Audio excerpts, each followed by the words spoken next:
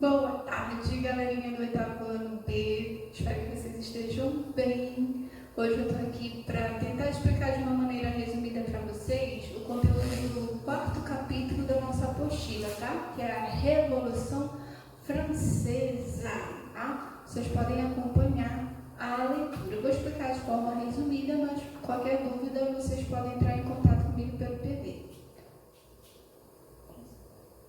Bom, por que a Revolução Francesa aconteceu? Primeiro que a França ela tinha uma sociedade que ela estava muito baseada no que a gente chama de antigo regime absolutista. Os reis, como o Luís XIV e o Luís XVI, que era o rei na época da Revolução, eles tinham poder absoluto e eles estavam vivendo no luxo, cobrando altos impostos da população, e o modo de vida que eles estavam vivendo, sem se importar com a vontade dos outros, com os interesses dos outros ou com o bem da sua população, ele começou a ser muito criticado, principalmente depois da divulgação das ideias iluministas. Vocês lembram do iluminismo que a gente viu, né, nas nossas aulas presenciais, né? Bom, como é que estava a sociedade francesa antes ou no processo pré-revolucionário? A gente tinha o rei, que tinha o poder absoluto, a gente já conhece as características do absolutismo, o clero, que formava o primeiro estado, e a nobreza, que formava o segundo estado, eram altamente privilegiados, ou seja, muitos não pagavam os impostos e viviam ali na corte do rei, desfrutando da luxuosidade, desfrutando, né, das mordomias, por assim dizer, enquanto os camponeses viviam em condições miseráveis, submetidos ainda ao poder de senhores na França rural, essas condições miseráveis em que eles viviam. Na cidade, os trabalhadores urbanos também não viviam em umas condições muito melhores, não. Na verdade, eram tão péssimas quanto. O desemprego, os baixos salários afetavam a maior parte da população urbana. E a burguesia, embora poderosa e culta, desejava mais protagonismo político-social, porque muitos burgueses também faziam parte do terceiro estado. A gente representa aqui nessa imagem como se o clero e a nobreza estivessem aqui sendo carregados pelo terceiro estado, os camponeses e os trabalhadores urbanos, que já estavam fatigados pelas condições de vida que eles tinham naquele momento. Os pesados impostos lançados para cobrir os déficits do Estado, que estavam ali acumulando dívidas, né? Passavam por algumas guerras contra a Inglaterra, por exemplo, e isso ia onerando ainda mais o Estado, que tinha que cobrar mais pesados impostos daquela população. Grande parte desses recursos também aqui, alto custo de vida dessa nobreza, né? Um filme para vocês assistirem nessa quarentena aí, a Maria Antonieta, tá? Então eles viviam aqui na corte em altos luxos, aqui com uma pedra, o primeiro e o segundo estado sobre o terceiro estado, né? Isso quer dizer que eles estavam oprimindo esse terceiro estado, tá? Próximo. Como o reino estava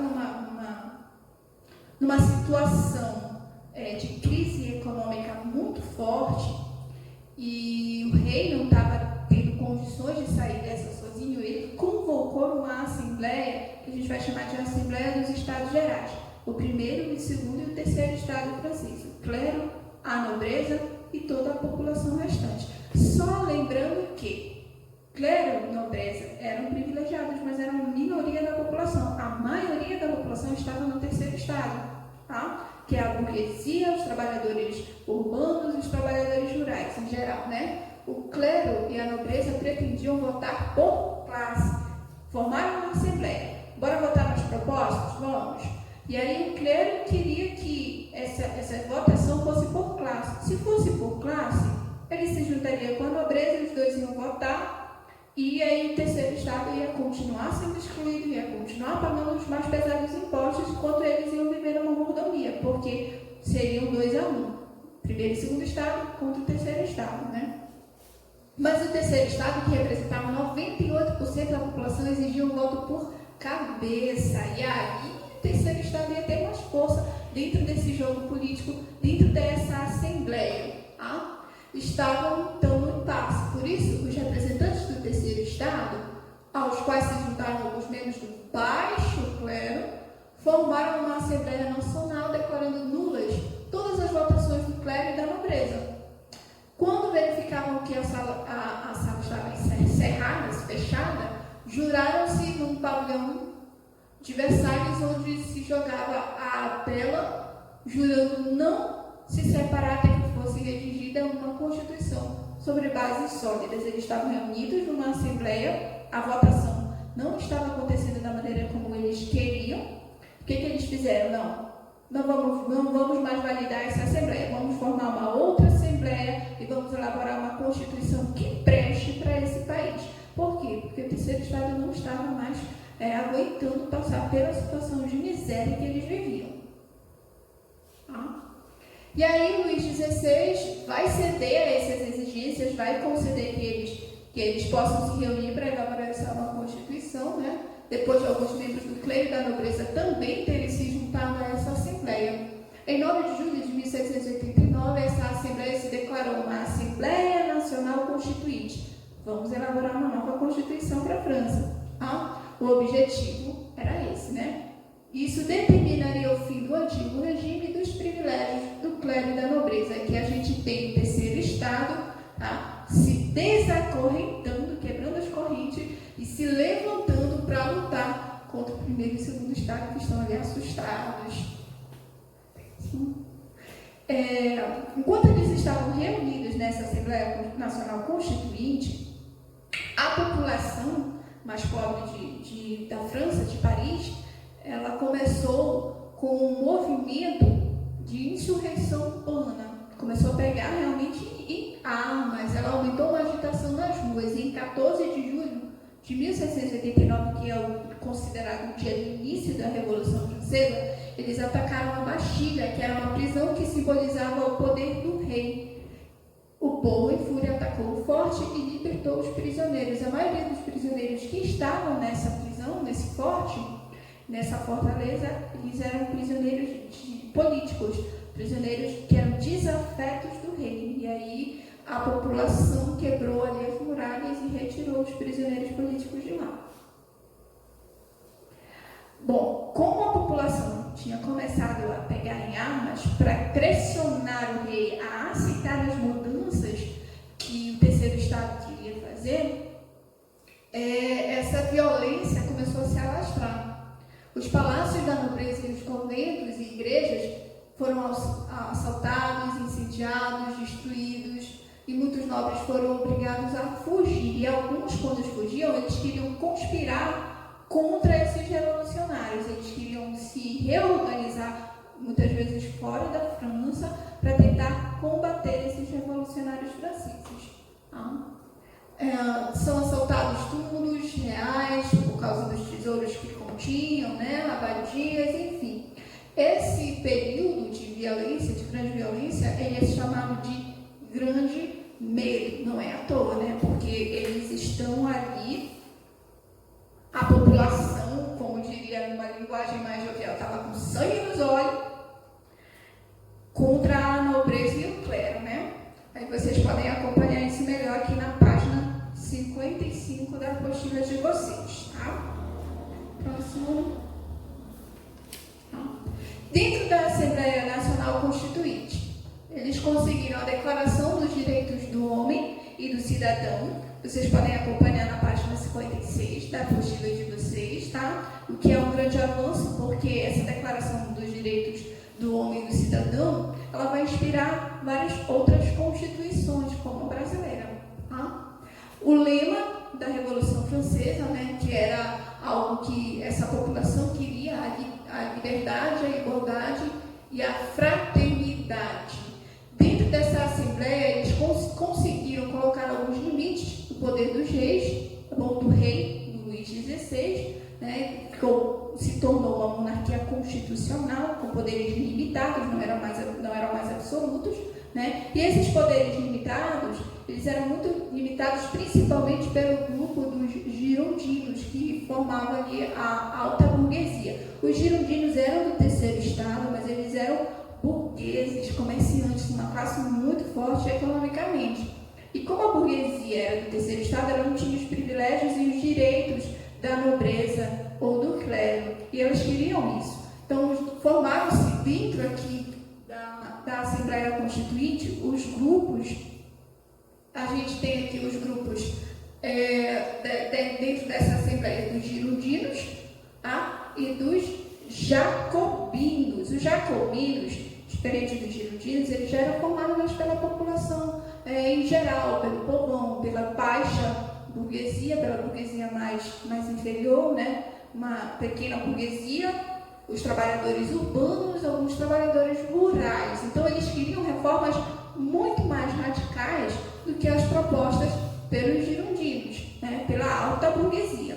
Bom, vem daí também a expressão de direita e esquerda, tá? Os jacobinos, eles se sentavam à esquerda dessa Assembleia, e os girondinos se sentavam à direita. Por isso que muitas vezes a gente chama as pessoas que se sentam à esquerda de jacobinos, ou que têm uma tendência a exigir algumas reformas mais radicais e profundas dentro da sociedade.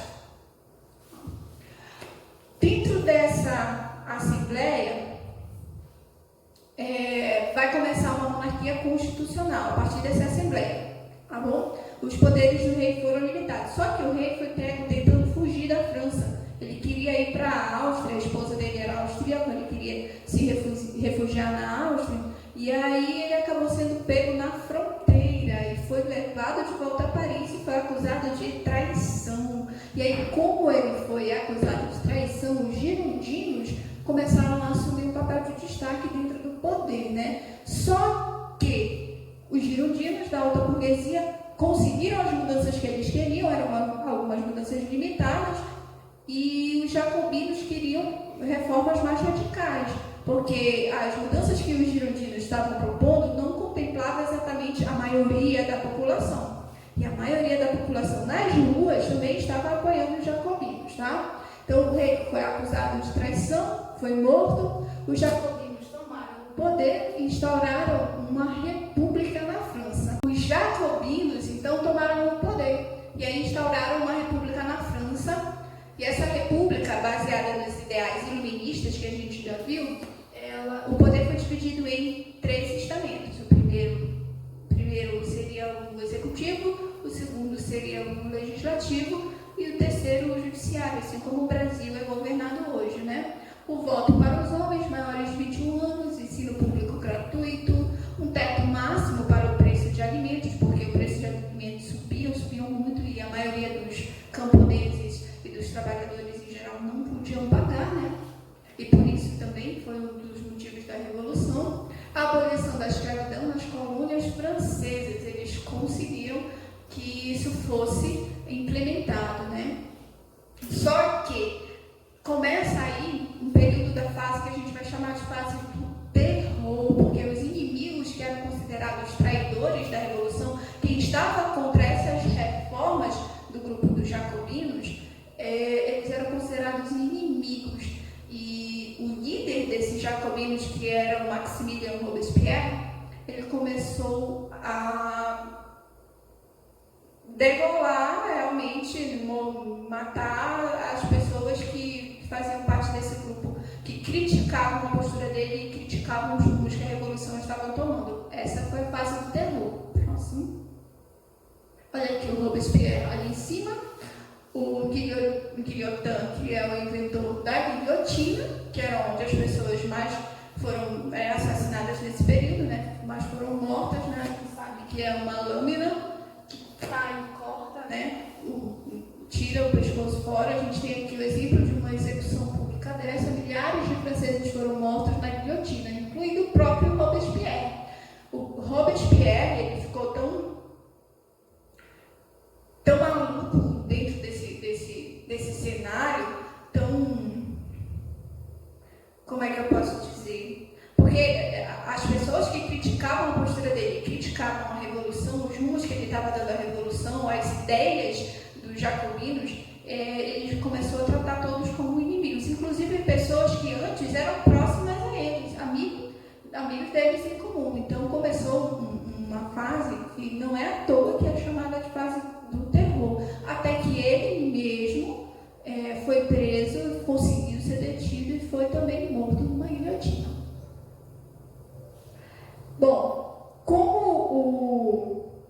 Robespierre, que era o líder dos jacobinos, tinha sido morto, e um grupo dos jacobinos estava passando por uma disputa de ideias internas, os girondinos se aproveitaram disso e retomaram o poder. Tá? Um golpe que a gente vai chamar do retorno do diretório, tá? Quando os girondinos eles retornaram ao poder, eles aboliram algumas medidas populares que os jacobinos haviam aprovado. E aí a população começou a se revoltar novamente. Isso trouxe uma grande instabilidade para a França daquele período. Os girondinos voltando ao poder, abolindo as reformas jacobinas, e aí a população começou a novamente se revoltar. É quando surge a figura do Napoleão Bonaparte, esse carinha aqui, tá?